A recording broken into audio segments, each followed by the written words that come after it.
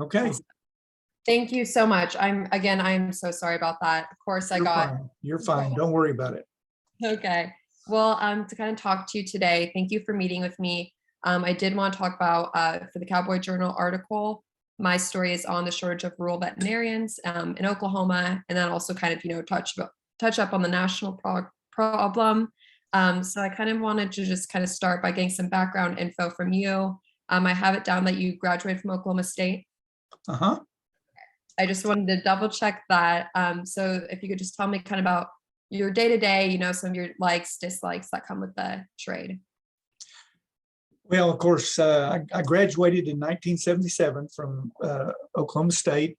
Went in, worked for another veterinarian for the first year out of school, and then started my own practice. And I had it for about 30 years before I went to work for the Oklahoma Department of Ag here, and been here for about 15 years now. So my practice was a mixed practice, mostly large animals, probably 60% large animal. Most of that was beef, cow, calf work, and then about 40% small, which was almost all dog and cat. Didn't really do much other exotic species or anything, but cow calf practice is what I enjoyed the most. I grew up on a little dairy farm, and so that's kind of what I knew, and that's just what I like. So during my practice career, the same as most mixed practitioners, there were times where it was a little slow, and then times where it was crazy. And with doing the cow calf work, lots of emergencies, helping cows calve and sick cows and things like that. So it's very, very interesting. I was in a little small town called Tishomingo down in southeastern Oklahoma, and only about 3,500 people in town and 10,000 people in the county. So over 30 years there, I got to know everyone, and most of my clients were friends, and our kids went to school there, and so just really a good situation. We didn't get rich. It's one of the poorer counties in Oklahoma, but we made a good living there, and really enjoyed it. And then things just happened, and I took the job here. So now my job is as Director of Animal Industry Services and State Veterinarian. My job is mostly management. We have about 12 people here in the office, and then 14 people out in the field. One of those is a field veterinarian, and the others are just livestock inspectors that do inspections of different properties, livestock markets, different facilities. And they do some testing, some disease testing whenever we have a suspicious disease. They'll go out and test it to see if it really is or not. So I haven't really gone out of the office and worked on an animal in several years now. I deal with personnel and get involved in politics a little bit. My boss is the Secretary of Agriculture here in Oklahoma, and she's appointed by the governor. So she does most of the political stuff as far as dealing with the legislature and all, but occasionally I have to go talk to them or visit with some of them on the phone. But lots of interaction with private practitioners, mostly large animal veterinarians, but some small animal, and lots of interaction with the ag groups like Oklahoma Cattlemen's Association and the Oklahoma Pork Council. And our mission is to protect the herd and flock of Oklahoma. We do that by monitoring for certain diseases. We try to educate not only producers, but also the veterinarians about reporting suspicious cases, anything that could be a foreign animal disease or just anything unusual. We really encourage them to contact us, and And then we'll try to get one of our field veterinarians to go out and, do some testing, and in most cases, just make sure that it's not a reportable or a foreign animal disease. But I neglected to say that in addition to our people, we also cooperate with the USDA folks. USDA Veterinary Services has a much smaller staff than we have here in the state, but they actually have 4 field veterinarians that, while I'm not their supervisor, they kind of work for me. Their supervisor is a veterinarian and a friend of mine, and she actually was the state veterinarian before she left to join USDA, and I became state vet. So she allows me to use her people, pretty much just like if they were mine. So it's a really good situation, and they help us a whole lot. So mainly just directing the field staff, taking calls, and a lot of education, a lot of outreach. I think it's really important, especially since we have email now. Back when I was in practice, everything was done through mail outs, and it's much more difficult to print a lot of letters and put them in envelopes and print out mailing labels and put stamps on them and all that. So I get lots of compliments from veterinarians now about, oh, you do such a good job of keeping us apprised of what's going on and letting us know about potential diseases that might be coming this way and things.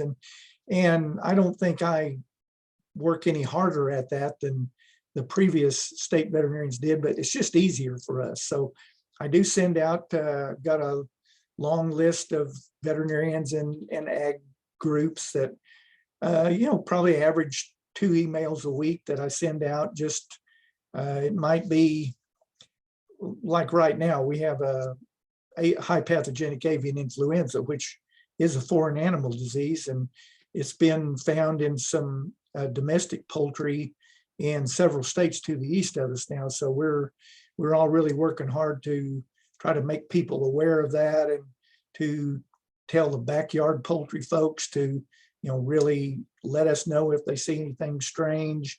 We're letting them know how their poultry might become exposed to this disease, and then we're encouraging the commercial folks to, really ramp up their biosecurity so that if they do get a case of it, they won't spread it from one farm to the other, with human traffic and things like that. So lots of outreach and education, get lots of questions. We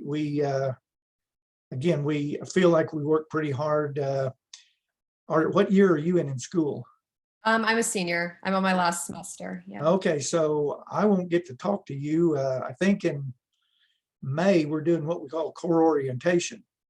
And that will give you all the opportunity to become accredited to do regulatory work for us.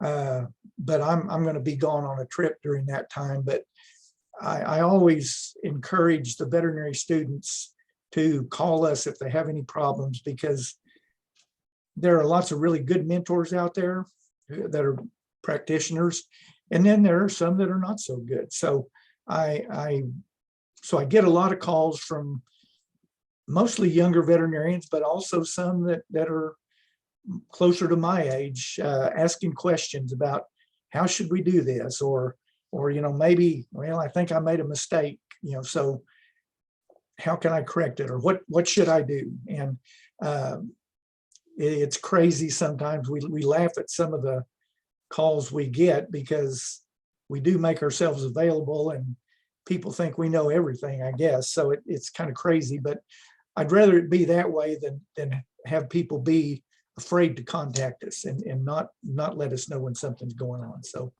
that's kind of what my day looks like. As I say, today I've been talking to one of our staff veterinarians here who's in charge of our poultry programs, and we've been visiting about how we need to be better prepared in case we do get a case of high path AI in an Oklahoma flock. as I say, I'm preparing to give this presentation to regional VMA, and then got reports I have to fill out for this and that. So Busy. I got a call from a veterinarian. He made a mistake and didn't send some samples the proper way, and so the lab was not going to test them because they were outside of the window that they require. And so after visiting with him, I decided that it really wasn't that much a risk. So I called the lab and asked them to go ahead and run the samples for him. And so it's something different every day, pretty much, but Yeah, interesting for sure. that's awesome. So you were saying how you, after graduation, you kind of went to a rural veterinarian role, correct? Right. So I read that you were from Stonewall, Oklahoma. That's where I grew up. Yes. Yeah. Okay. So did kind of growing up in like a rural area, did that have kind of an effect on making you want to start as a rural veterinarian? I think so. During high school, and then I did my pre-vet work at East Central University, which is in Ada, which is, just 13 or 14 miles from Stonewall. So I worked for a veterinary clinic in Ada that, while Ada, I think Ada was like 20,000 people. So most people would consider that kind of rural, but those folks did a rural practice for the most part, lots of farm calls, and did a lot of bovine work. And I just always liked that. I've always enjoyed being outside and not being cooped up, and now I sit in an office all day every day, so you never know. But yeah, I just the thought of going to a city and being a small animal practitioner just never it did not appeal to me, and I never really even considered that. My first year in vet school was when James Herriot started coming out with his books. If you're familiar with All Creatures Great and Small. I think, is that the one where they kind of like morph, I believe, maybe? Is it what? They kind of like move. I don't know. Maybe. I think so, Yeah. but I'm not. So James Herriot was a pseudonym for a real veterinarian in England, and he got out of vet school over there in the late 1930s, and he as he got older, he started writing a series of books, and there's, I think, 4 of them: All Creatures Great and Small, All Creatures Bright and Beautiful. There's an old Christian hymn that uses those words, and so I bought that before I went home for Christmas that year, and just loved that book. And I think a lot of the people my age read that, and that really romanticized rural practice. Okay. And that's already what I plan to do. I mean, I got into vet school not considering doing anything but a mixed general rural practice. So I just solidified that in my mind. And so that was the kind of practice I was looking for to go to work in. And then after a year, initially that was out in northwestern Oklahoma, so long ways away from my family, and even longer ways away from my wife's family. So after a year, we decided to open a practice in the little town of Tishomingo, which did not have a veterinarian, and so we decided to go there and be a little closer to home and all that. So yeah, I mean, if I was going to be talking to you in your class May the 4th or 5th, whatever the date is, I would tell you all that if you have any inclination at all to go to a rural part of Oklahoma or the United States, I think you ought to give it a try, because it's hard work. You do, especially if you're in a one or two person practice, you're going to have to be on call. I mean, there are certain rural areas of Oklahoma that you can refer your small animal patients to an emergency clinic, and Oklahoma City or Tulsa or Shawnee maybe, or Lawton, somewhere like that. But your large animal, if you're doing large animal practice, you're pretty much going to have to take care of some of those clients. And so it does mean that you're going to be doing emergency calls. And that's not fun. Nobody likes that.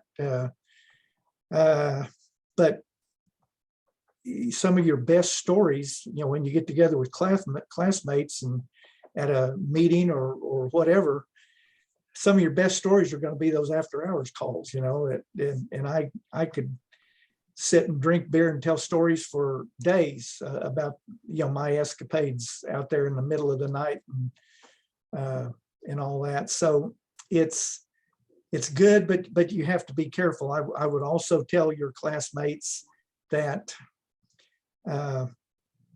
you can't let that take over your life. Working all the time and making money and doing what I thought I was supposed to do almost cost me my marriage. And so I think you have to work hard, but you have to find that work-life balance. And that's not a term that we ever knew about, when I was in school or early in practice. That's something that I've just started hearing the last few years. And compassion fatigue is another one that I think is real, but we didn't have a name for it. But one thing I learned, a lot of the time I had an associate with me, and we shared emergency duties. So we worked it so every other weekend we had a 3-day weekend, and then on our weekend off, obviously we were on call and everything. But that wasn't quite so bad. Well, I forgot where I was going to go there, Maddie. That's okay. No, you're doing great. But I was going to kind of pull off what you're saying about, that workplace fatigue and those emergency calls. Do you think those have a pretty big contribution to this shortage that we're seeing now? I do. I think there's several things that cause it. One is it is hard work, and a lot of people just aren't willing to do it. The salary is typically not as good. I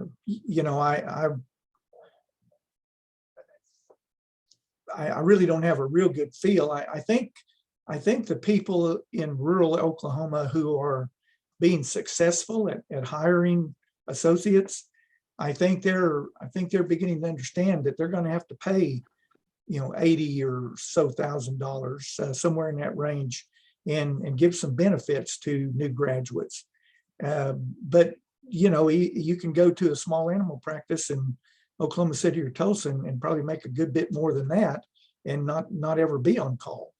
So salary is part of it. The fact that you guys, so many of you, get out of school owing $150,000, $200,000, $250,000. I got out of school owing $3,000. And I mean, I was only making $10,000 a year was my salary, but I didn't really owe anything. So it was just much easier. And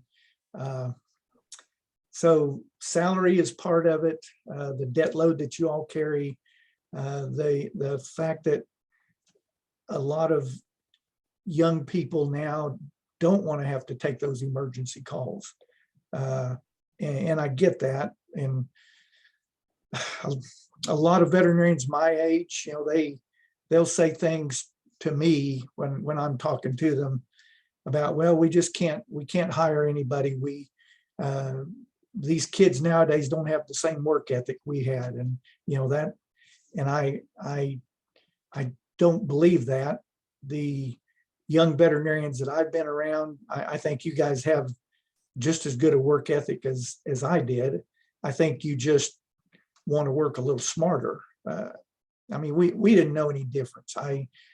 I grew up on a dairy, and we worked all the time, and it was just kind of understood at that time that I never considered that I wouldn't have to take emergency calls, but you all know better now, and so that's a contributing factor.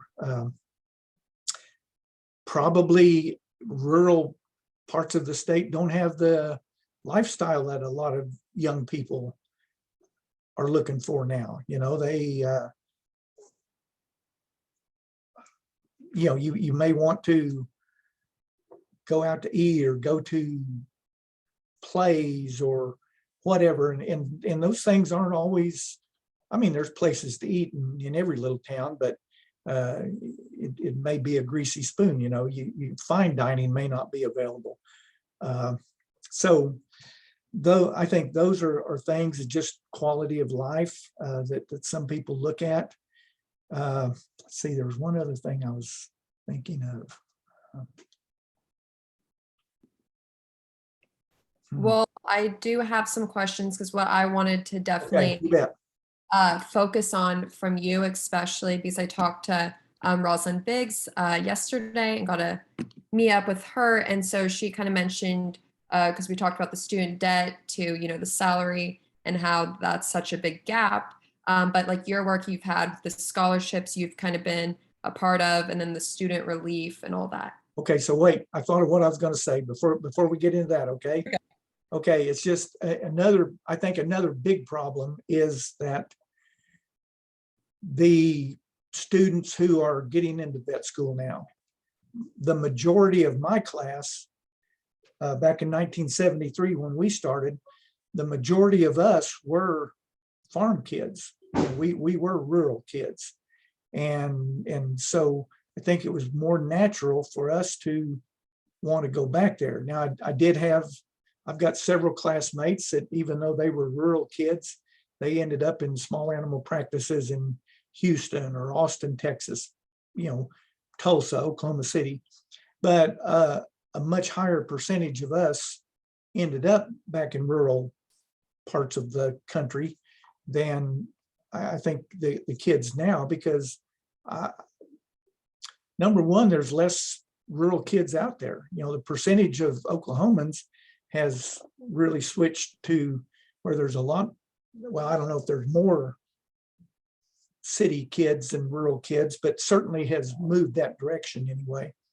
So, and I just know from talking to Dr. Risco and others that we're having a little bit of trouble. I don't know if it's getting the rural kids interested in veterinary medicine, or if they're just not doing as well on the entrance requirements to get in. But I think unless we can figure out how to, well, it just makes sense if you've got rural kids in vet school, you've got a better chance of them going back to Guyman or Elk City or Hinton or wherever, than a kid that grew up in Tulsa that only experience with animals is maybe their family pets or something like that. So I think that's part of it as well. And I'm not saying one's right and one's wrong, but I think that is a fact. Definitely. Yeah. No, that's awesome. But so yeah, a little bit about just, your scholarship programs you're kind of involved in, and then, what you're doing to help fix the student debt. Okay, so yes, there is a program that USDA does called the Veterinary Medical Loan Repayment Program, VMLRP.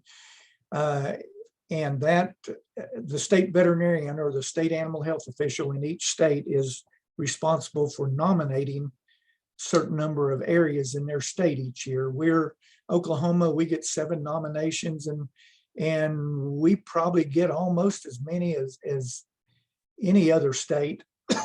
Texas might get 1 or 2 more than us, but we're one of the top states in the numbers that we get to nominate. And so every year, starting in about September or October, I have to decide 7 areas that we're going to nominate as shortage areas. And obviously the entire state of Oklahoma could be a shortage area for food animal veterinarians.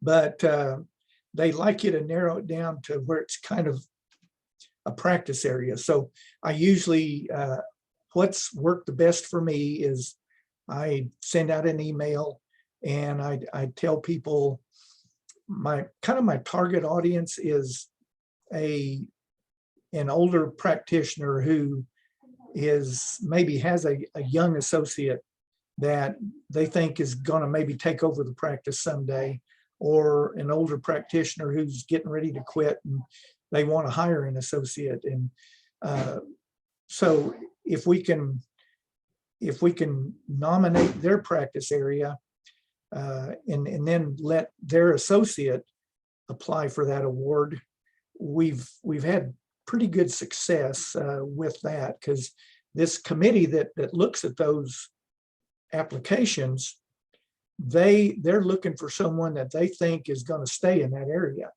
And it's, I mean, I know you know this, but it's $25,000 a year for 3 years if a veterinarian gets that award. And they have to stay in that area and practice for those 3 years. But the committee is looking for someone that they believe has ties to that area and is going to stay there, not just for the 3 years, but for the next 20 years or whatever it is. So we've had much better success. Had a young veterinarian, I don't know, it's probably been 5 or 6 years ago now, that was working in a practice that a guy a year behind me in vet school had, and he was wanting to slow down and quit. And she was married to a person from that area, and they actually had, his family had some farmland and they intended to stay there. So it was really a good situation. And it took her at least 2 and maybe 3 applications before she got the award. But, you know, the fact that her family had land there, you know, she showed that she was involved with the Lions Club or the Rotary Club. And, you know, they like to see people who are involved with the community, like I say, basically that they think have a good chance to stay there. And we've repeated that multiple times. There's a young female veterinarian south of Enid a few years ago that she took over a practice that an old veterinarian had, and we worked with her and helped her get that award. So that's kind of the way I base my nominations each year, on areas that I think have a good chance of getting it. And typically we'll have 3 to 4 of those 7 nominations that get awarded each year. There has been one year where we didn't get any, and then there was one year where we got like 5, but averages between 3 and 4 probably. But So you, oh, sorry, what was that? Go ahead, I'm sorry. I was just asking, so do you get to be a part of like a committee that gives out the nominations? I am not on the committee. My only responsibility is to make the nominations. And then there is a committee, or actually it's a large committee, and it's divided up into smaller committees, I believe. And they each take a certain number of applications, and initially they look at those and they determine if they're going to accept it or not. Like this year, when I sent in my nominations, they sent me an email back a few weeks later and said, you know, we've noticed this. We think this would make your nomination a little better, or would you please be a little more specific on this part of it. So once the nominations then are accepted, then they go ahead and announce them, and that's supposed to happen just any time now. So they'll put it out there, and then veterinarians have about a month that they can make their applications. And then it takes, God, it seems like it takes a lot longer than it should, because it'll be next August or so before they announce which applications they decide to award the grants to. But once I make the nomination, I have no say so in it. They don't even tell me who gets the awards. Eventually, they'll tell me that an award was given in a certain nominated area, but unless I know the veterinarians that applied for that in that area, I may never know who got it. Most cases, because we're making this kind of almost for a particular veterinarian, most of the time I have a pretty good idea who gets them. And a lot of times the veterinarian, especially if we've kind of worked with them to help make their application a little better, they'll send me an email saying, oh, thanks, I got the award and yada, yada. But they're sometimes a veterinarian that I didn't even know was going to apply will apply and get the award over one that we had kind of been working with. So.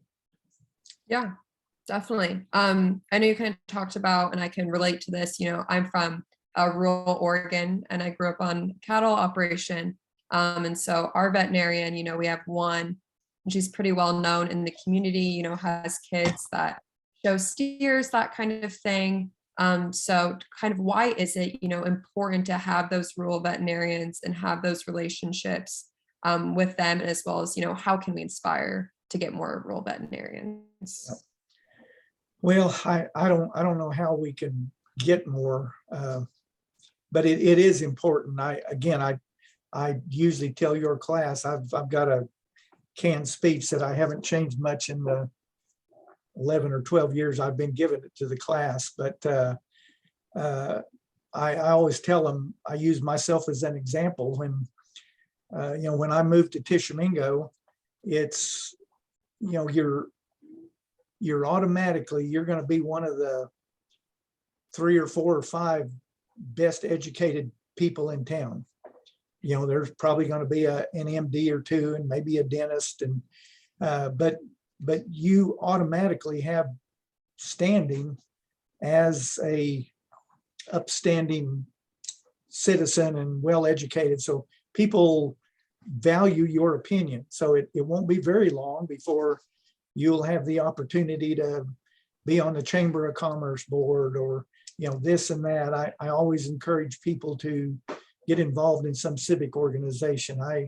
I joined Lions Club when I went to Tishomingo, and initially I did it because I was trying to drum up business, and it seemed like every time I'd go to Lions Club, somebody would ask me a question about their dog or a cow or something, and I'd say, well, we probably ought to take a look at that, and so it helped us get business. But then after a while, you get to know those folks and they become friends, and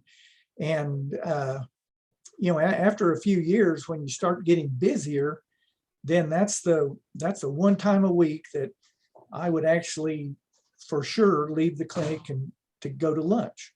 And so you look forward to that hour or hour and a half where you can get together with other business people in town and relax a little bit and enjoy your meal or hamburger, whatever you're eating, and kind of visit with friends.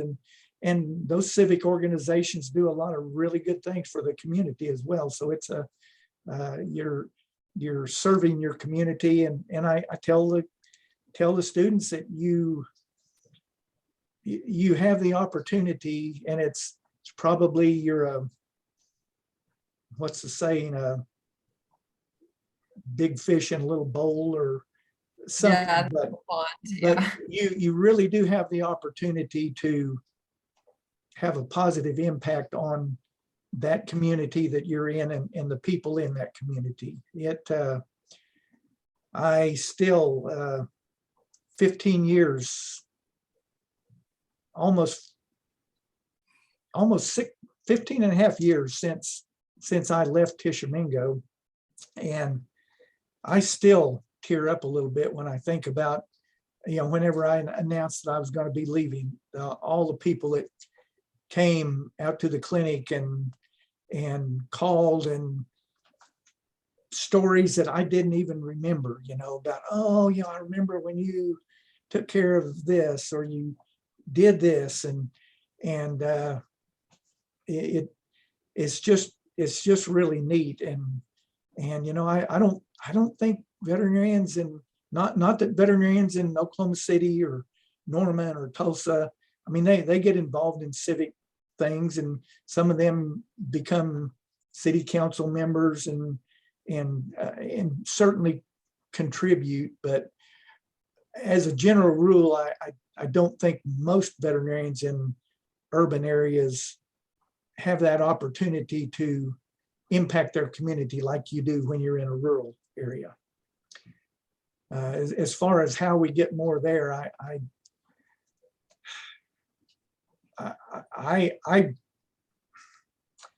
think we have to figure out, number one, veterinarians in rural areas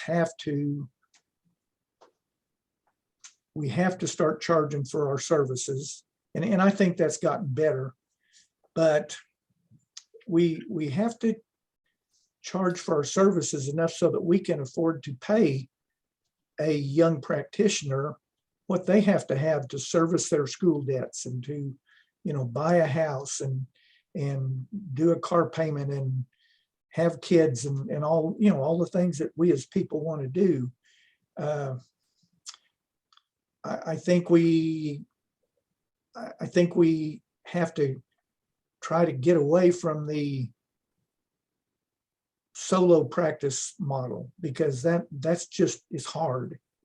A multi-person practice, at least two, like I say, me with two people in my practice, knowing that there was one week where when I left the clinic at 5 o'clock or 5:30 or whatever it was, I knew that other veterinarian was going to be taking the calls that night for that week. And then I knew that if we wanted to go spend the weekend with my wife's folks and take the kids to Six Flags Over Texas or whatever, I didn't have to worry about my clients not being taken care of. That, to me, that was plenty. Now, some people that wouldn't be good enough, but so I think at least two people is really important. The more you get, I use the practice up at, crud, I'm not going to think of the name of it now, up at Pryor, northeast of Tulsa. They've got 7 or 8 veterinarians in that practice. And of course, they've got some that basically do all small animal. They've got some that do mostly large animal, but those people only have to take calls one weekend every 4, 5, 6 weeks, something like that. So, that's easy to do. And they've got a very successful practice. So I think that's what we've got to move towards. And I don't know how to get people to do that. It's almost just got to be a natural thing. But and then I think just figuring out a way to get more rural kids into vet school. And then and I know, again, from talking to Dr. Risco and some of the other people there at the vet school, I know that the and I forget what they call it, the rural kids tend to fall out at a little higher rate than the urban kids do, as a general rule. So we've got to figure out how to help those kids when we get them in, how to help them stay in and be successful. I think, is it Texas A&M or maybe Texas Tech has opened a vet school there around Amarillo. And I think it's mainly aimed at kids that are really interested in large animal practice, and maybe they're really focusing on rural kids. So uh, I mean, I'd like to think that some of those students, when they graduate, they, even though they're probably mostly from Texas, that maybe some of those would end up in rural parts of Oklahoma where we really have a shortage. I don't think there's any way Oklahoma, could afford a veterinary school aimed specifically at rural people, but I'd like to think that as time goes on, that Oklahoma State can think outside the box in ways to get more rural kids in. Yeah, definitely. I will say a really cool thing Rosalind kind of told me about yesterday was just about how Oklahoma State now has for like the cattle unit of the veterinary school, how they have like the mentors that come in and meet with the current students.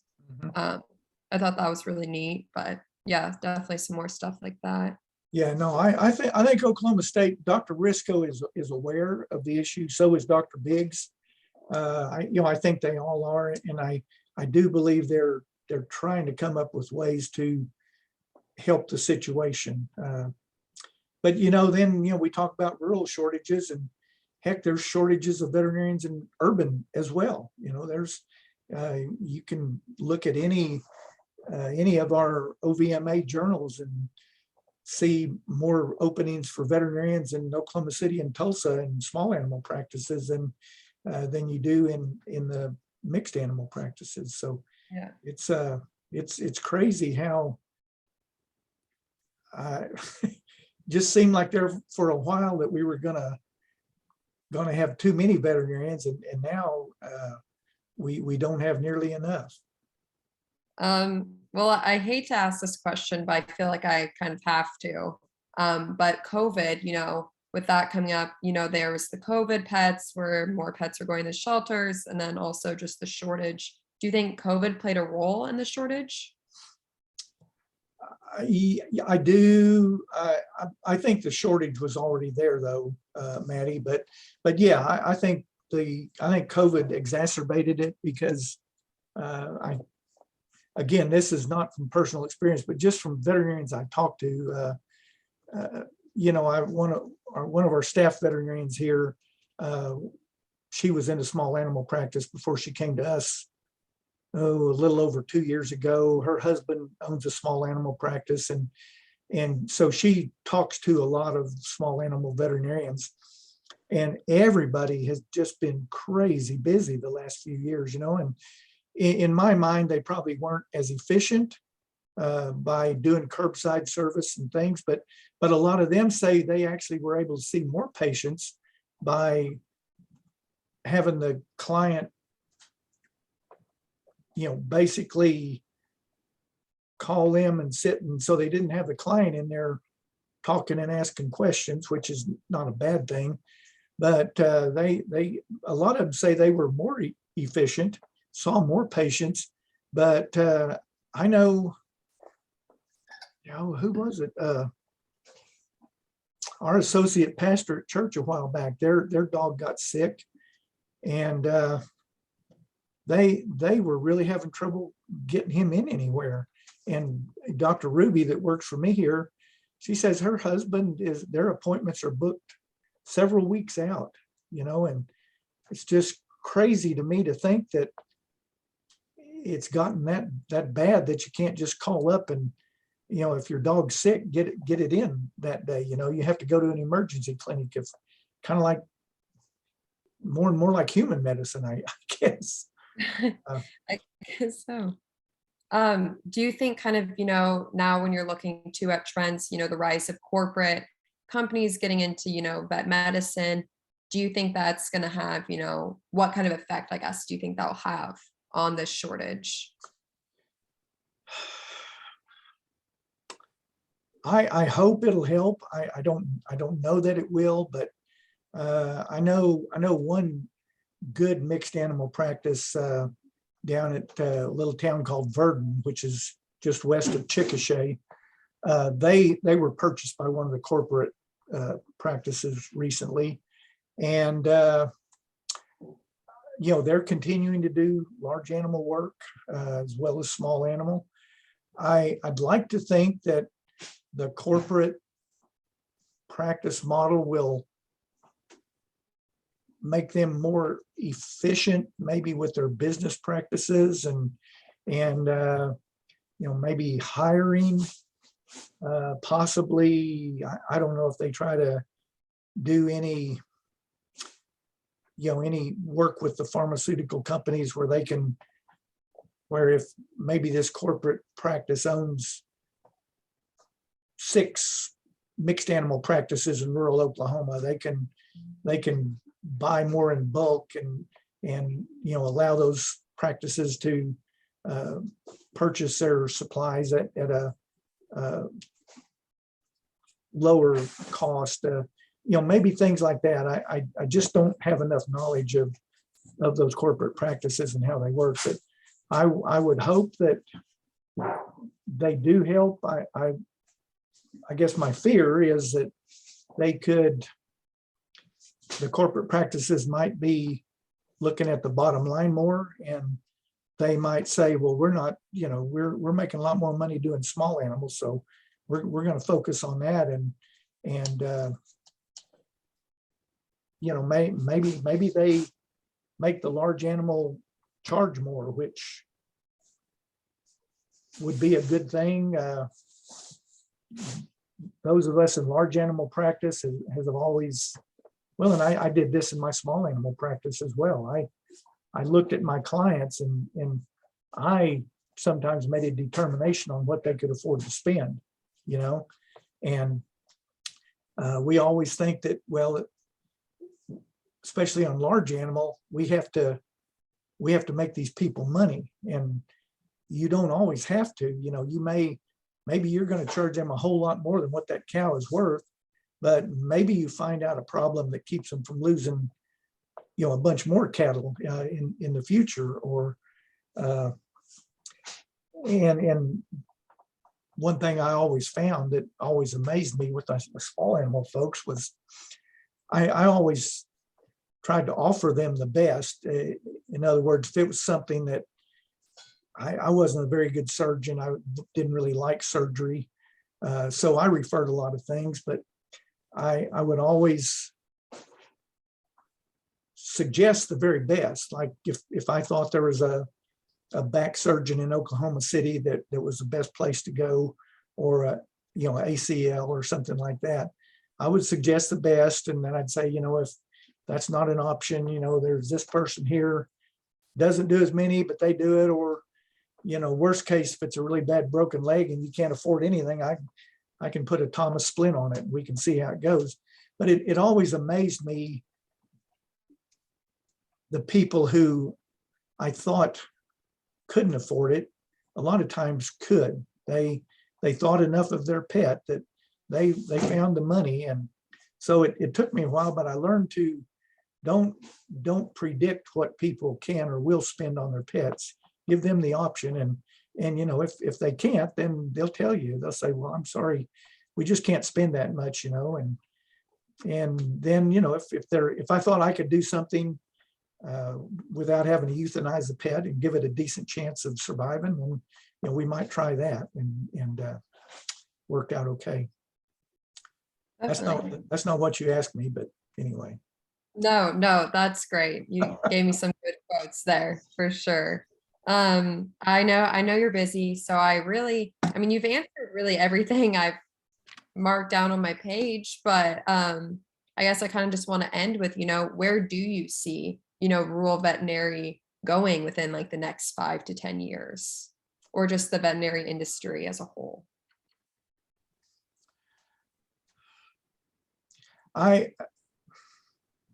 I've got some ideas, and these are some things I think that we could do as a profession. We already talked about larger practices, multi-person practices.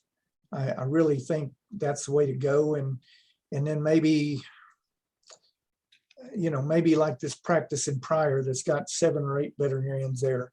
They've already purchased a practice in Wagner, which is 20 or so miles south of there. And they put a couple veterinarians in that practice, so they can extend their area a little bit more. And they can still, when one of those veterinarians wants to go on vacation, instead of leaving one there by themselves, they can take somebody from the larger practice and put them in there and help each other out. So I think that's one thing that veterinarians should end up doing. It's just, and that's maybe where the corporate practices can help some, because they have the financial backing to say, we're going to do this, and knowing that it's going to lose money for a few years till they get that built up. But so I would hope that would be something that would happen. The other thing that I think we could do is develop a class of assistants. And in my mind, it would be like a physician's assistant to a medical doctor. A lot of veterinarians already use RVTs, and they're very valuable. But maybe we could even take those RVTs a step further and give them a little more training and let them do a lot of the things like, and I'm thinking like palpating cows, delivering calves, semen evaluations on bulls,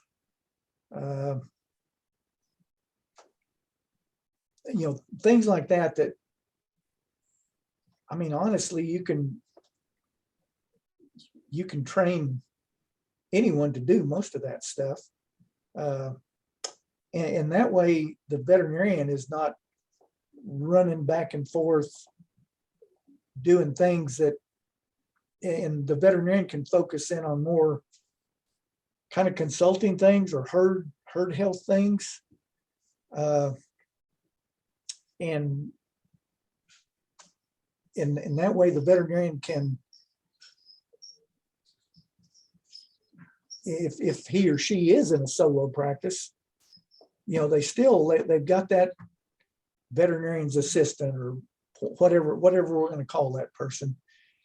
And I did this in my practice. I had a veterinary technician that had worked for me for a long time, and I trusted her to know what her limitations were. So I would sometimes go out of town for a day or two, and I would leave her phone number on the answering machine at the clinic, and clients would call her, and she would make a decision on whether it was something that she thought she could take care of or whether she needed to send it to somebody else. And generally I try to talk to the other vets in the area and get a feel for, hey, I'm going to be out of town for a few days.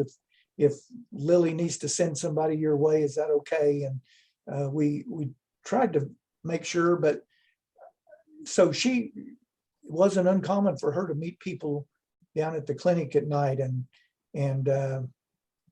look at something, and maybe she would call me and tell me what was going on, and I'd say, okay, well, go ahead and give it such and such, or do this, and then we'll hospitalize it tonight, and we'll look at it tomorrow when I get back, or something like that. So that wasn't really legal. It was a gray area for sure, and we only did that with clients that we knew. We sure didn't do it with someone that we didn't know. That. But I see that as a possibility of how we can alleviate.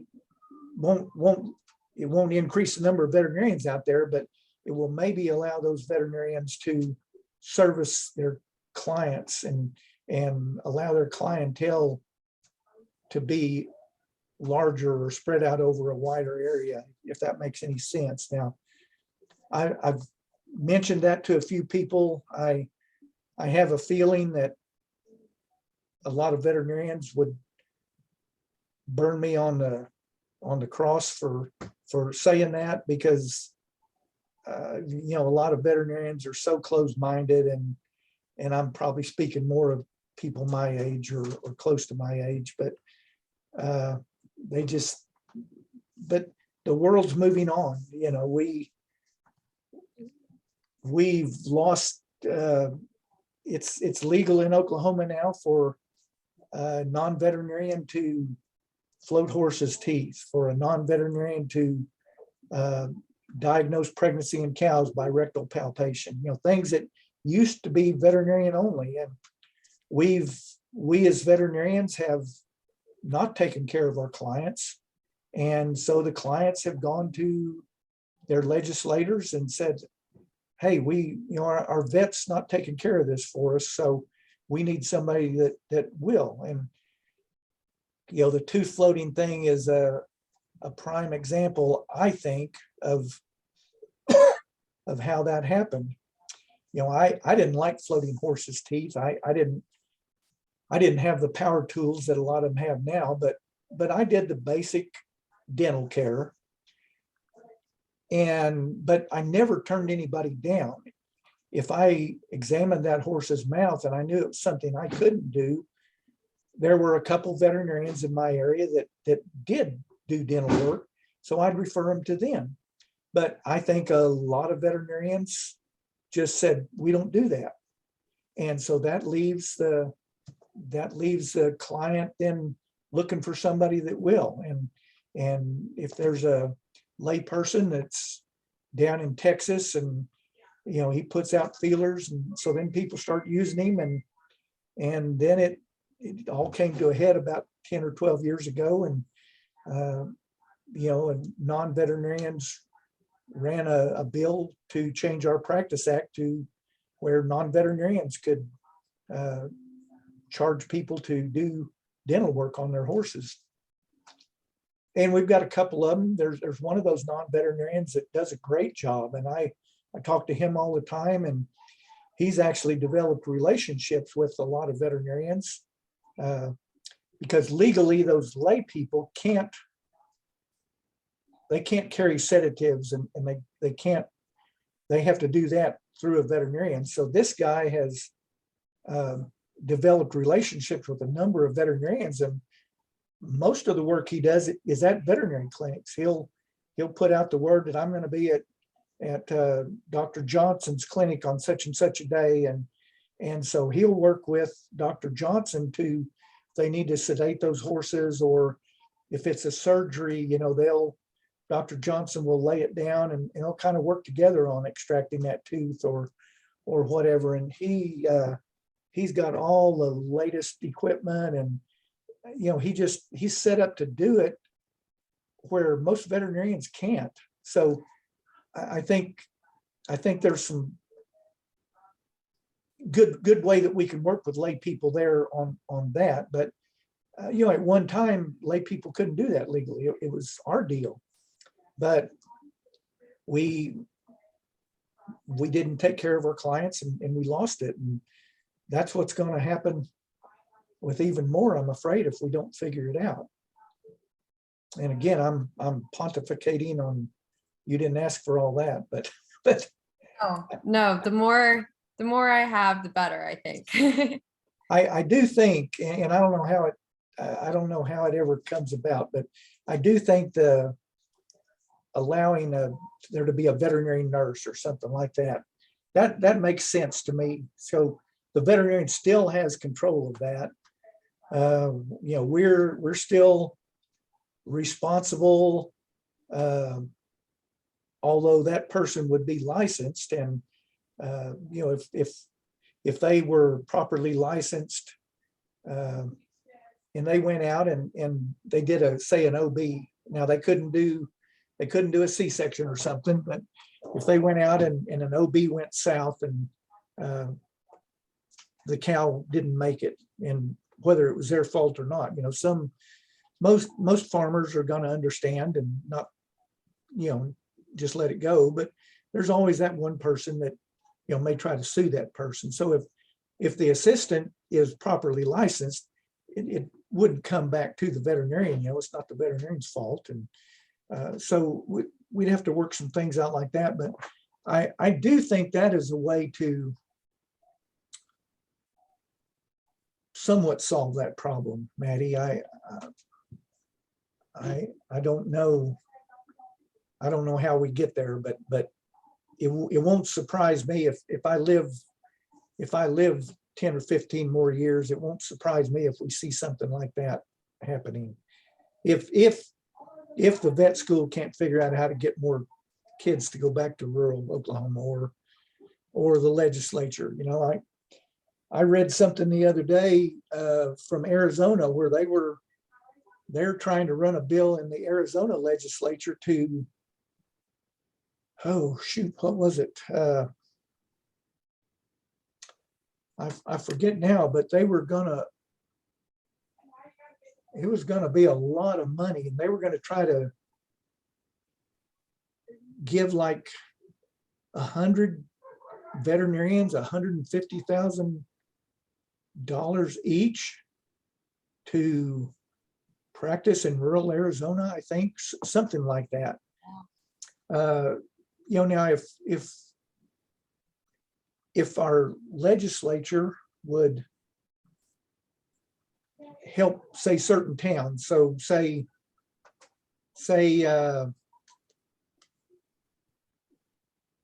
now I can't think of a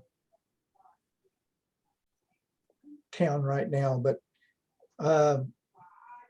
say Chelsea, Oklahoma. If their veterinarian left, so a friend of mine just closed down his clinic in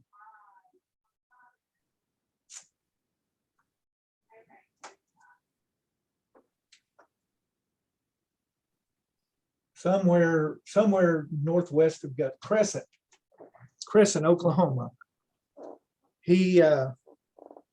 He just closed his clinic down because he hired an associate a few years ago. I got him to hire a vet student that did an externship with us here, and he was so doggone hard-headed that he admitted that she was a good veterinarian, but she just didn't do things the way he did it. So they went on, and she's now very successful associate and taken over a practice over at Perry, I think. But he couldn't sell his clinic, and so he just closed it down. So if somehow the city of Crescent decided, crap, you know, we need a veterinarian, and if there was some funding that, I mean, most towns don't have the funding to pay a veterinarian to come in and set up there. But if we could convince the legislature how important it is, and maybe it could be a cost share between the city and the state to give a new veterinarian, I don't know how it would be set up, but some kind of financial incentive to go into Crescent and either build a new practice or you know, work on Dr. Yost, remodel it and make it a little nicer, you know, get some, I mean, I think he had pretty good equipment there, but somehow to incentivize people, that would be a way. I think, I do believe, thanks, Candy. I do believe from when I come and talk to you all, it's not uncommon for 2 or 3 students to come and visit with me, because I really preach rural veterinary medicine. You know, I mean, you can tell I'm kind of passionate about it, I think.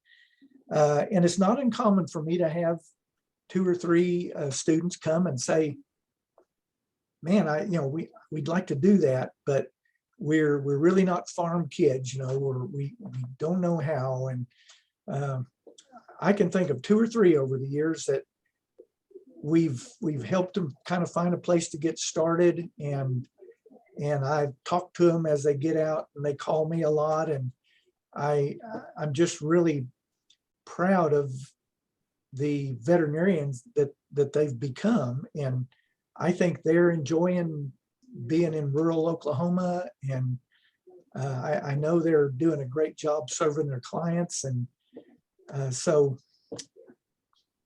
but it would be even easier to get kids like that if there was a financial incentive, that if the town and state combined would guarantee them X amount of dollars per year, if they would agree to stay there for 5 years or 10 years or something. That you hear about smaller towns across the United States doing that for medical doctors and dentists all the time. That's not that uncommon. And but I just don't hear about it with veterinarians, because I don't know why people don't value veterinarians till we're not there, is the thing. Yeah, definitely the public perception, I guess, can be flawed, especially when it comes to agriculture. I mean, I think a lot of people get it. One of our Board of Ag members, 4 or 5 months ago now, he sent me a text. We were having a Board of Ag meeting that day, and he sent me a text that morning, and he said, "Hey, you want to go eat lunch after the board meeting?" And I said, "Sure." And I figured he was wanting to try to get me to do something, but he just wanted somebody to go eat lunch with, I guess. But he's from far southeastern Oklahoma, and he opened up the conversation with, what do you think about the shortage of veterinarians in rural Oklahoma? And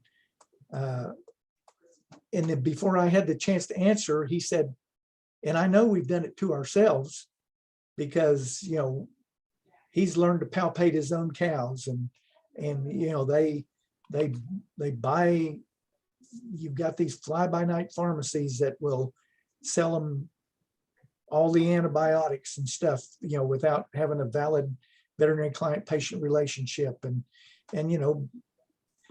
so he gets it. Now, a lot of people don't, but a lot of people do understand, but they're not willing to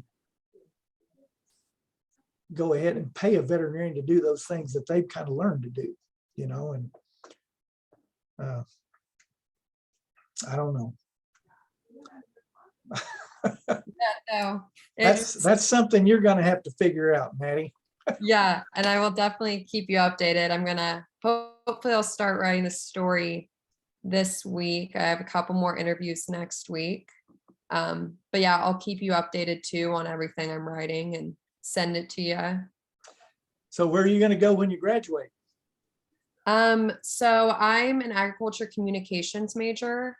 And so I accepted Oh, a job. you're not in veterinary school? No. Oh, okay. Yeah, Well, I was I've been saying your class, so no, I wouldn't be talking to your class. I'd be talking to the vet students. yeah, no, totally fine. But yeah, I'm ag comm, so I'm writing for the Cowboy Journal. It's like our capstone course for the ag comm students. Okay. But yeah, I'll graduate and I'm actually going into healthcare, but humans, unfortunately. But yeah, Okay. doing recruiting with that. You going back to Oregon or somewhere else? No, I'm gonna go to Texas for a little bit. I know my parents, they're trying to move to Oklahoma, I think. And so, Okay. yeah, trying to move the cattle here just because it's being a rancher in Oregon isn't the easiest thing anymore. So Yep, it's certainly less expensive here, and less regulations and all, I think. So, yep. yeah, so they're looking forward to that. So I think I'll stay out here for a while. Well, good deal. Yeah. Well, it was awesome meeting with you. I know you have a busy day ahead, but All right. Well, call me back anytime. I'm happy to try to help out, Maddie. Yeah, I'll definitely probably still keep sending you a couple emails just in case there's something I miss or anything. But yeah, this was amazing. I really, really appreciate it. And thank you for working with me. I know I had those technical difficulties, so. Okay, no problem. So I'm not sure how, I guess, I guess I can email you that recording or email you a link to it or something like that probably, huh? Yeah, I'm thinking it might be too big for an email. So yeah, if there's a way, and I can, when we get off this, I can look and see a way to send the Okay. Zoom. I'll, But after we close this down, I'll stop the recording. I'm gonna stop the recording